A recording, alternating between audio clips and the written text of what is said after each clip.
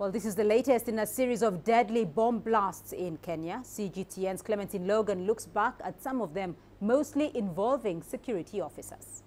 That's right. The recent string of deadly attacks has been concentrated in the northeast of the country using improvised explosive devices. On the 16th of May, 4 people were killed when the vehicle they were traveling in drove over an IED in Garissa County. The victims included a woman and a child. The next day, a land surveyor working for a construction company was killed when his vehicle hit a roadside bomb in Mandera County. And on the 24th, 8 Kenyan security officers were killed in 2 separate explosions. 5 died when a convoy of vehicles escorting the Mandera County governor hit an IED. Another 3 died in an explosion in Garissa County.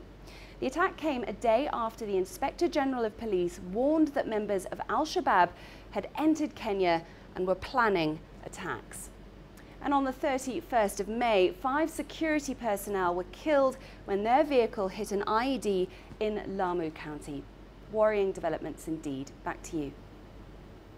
Clementine Logan there. Well, let's get you more perspective on that story. And I'm joined live in studio by Dr. Simiyu Werunga.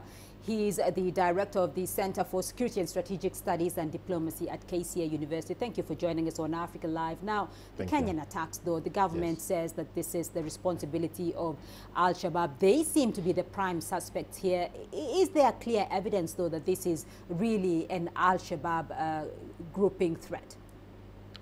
One, I don't want to dispute what the government is saying, but I think to a certain point that is a lazy statement, because we know that Al-Shabaab has been with us here for a very long time, and we also know that Al-Shabaab has built local cells that have actually attracted our own Kenyan people who are now operating under the umbrella of Al-Shabaab but still living with us in Kenya. So the fact that these things are being done in a very simultaneous way and in a manner that suggests that these people really understand the local geography of the areas in which these things are exploding, to some extent we may say there are some local Kenyans who are part and parcel of these problems, but they are affiliated to Al-Shabaab. So what has been the government's response so far? Because there are indications now that perhaps the Al-Shabaab is changing their strategy. Is the Al-Shabaab changing their strategy? And what is the government's response? I think, one, we need to understand that as they slowly diminish their space of operation, both for Al-Shabaab and ISO in Iraq and in Syria, you realize that they must come up with certain mechanisms or tactics that must keep them relevant to what they believe in. What we notice in Kenya, I think we are seeing a change from a basic terror operation or tactics to what we call low-level insurgency. Now, the difference between terrorism and low-level insurgency is that in insurgency, you try to create space where you can now have an operating field, and by doing that, you slowly diminish the capacity of the government to have control within that space in which you're operating. Now, if you decide to start attacking government security personnel, what you're actually creating is you're creating fear in these people.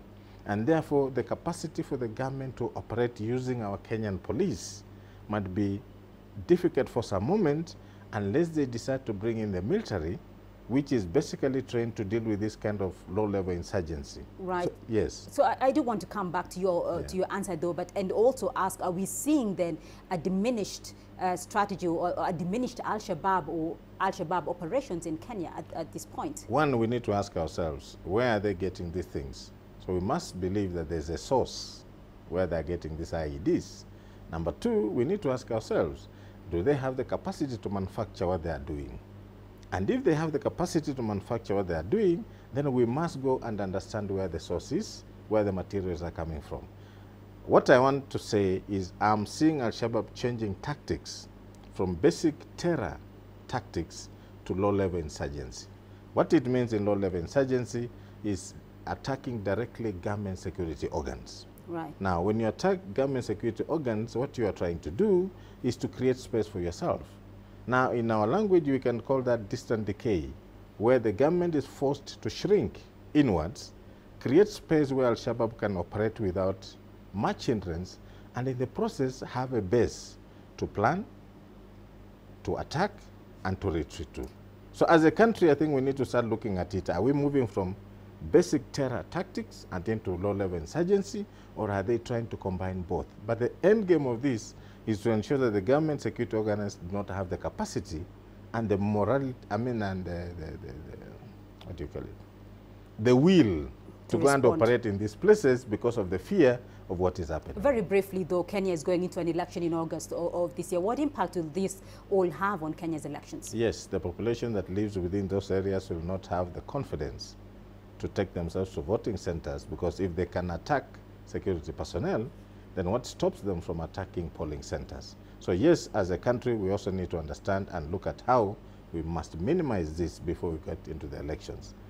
The end effect of this is some of those areas might not participate fully in our elections, and in the process we are disenfranchising some Kenyans who have wished to participate in these elections. All right, Dr. Simiyu Warungu, we'll leave it there for the moment, but thank you very much for your insights on the Al-Shabaab and Kenya.